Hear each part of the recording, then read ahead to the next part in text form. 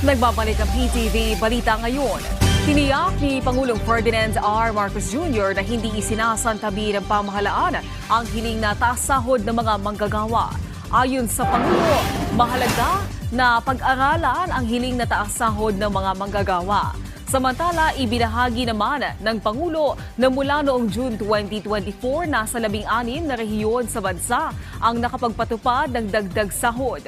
Patuloy aniyang isusulong ng pamahalaan ang kapakanan at proteksyon ng mga manggagawa. Tiniyak ng National Food Authority na may sapat itong stock ng bigas kasabay ng paglulunsad ng 20 pesos na bigas sa Cebu ngayong araw. Ayon sa NFA Western Visayas, sapat ang kanilang supply sa buong rehiyon sa kanilang 16 na warehouse.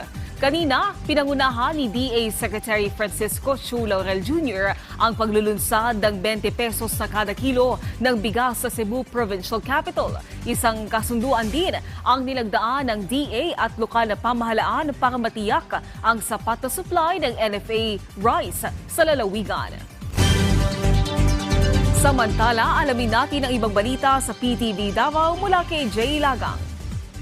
Mayong adlaw, giklaro sa Davao City Police Office kon DCPO nga walay nahitabong pagpangulata sa mga detainees sa police station sa Davao City. Kini man nga nag-viral ang post sa inahan sa usa sa duha ka babae nga gidetain sa Buhangin Police Station sa Davao City. Human matud pa gibadyakan sa station commander sa mong stasyon. Sumala sa DCPO nga ang moong duha ka mga babae gi-turn over sa mga barangay tanod ngadto sa police station.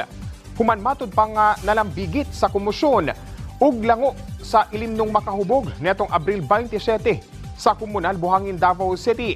Apan pag-abot sa police station, nag-wild matud pa ang duha ug misukol sa kapulisan. Busa gipasakan og kasong direct assault ug alarms and scandal ang duha. Samtang gi-turn over na sab sa social worker ang minor de edad nga babae. Pag-abot sa station, nagpadayon gihapon sila sir na og wild. And then ang mga tao dito ilahan ang ginahamon sir no, ginaistoryahan pa og dili mao.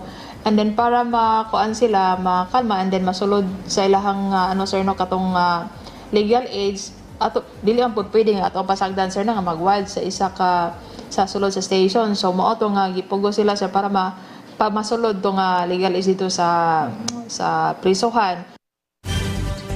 Gikumpirma sa Department of Health Center for Health Development sa Soc-Sargen ug Integrated Provincial Health Office sa Cotabato ang unang kaso sa Mpox kon monkeypox gikan sa residente sa Tulunan, Cotabato.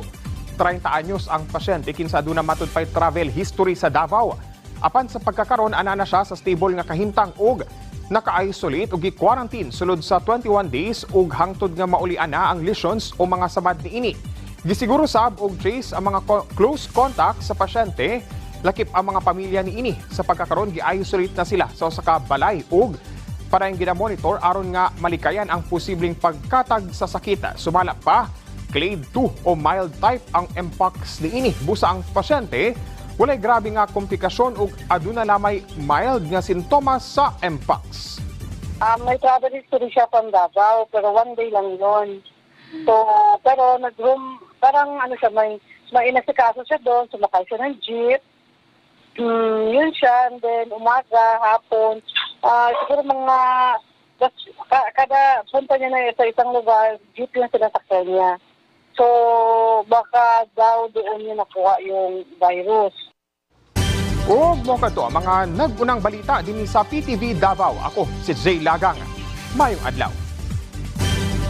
Daghang salamat Jay Lagang. At yan ang mga balita sa oras na ito. Para sa iba pang update, i-follow at i-like kami sa aming social media sites sa @PTVPH. Ako po si Naomi Tiburcio para sa Pambansang TV sa Bagong Pilipinas.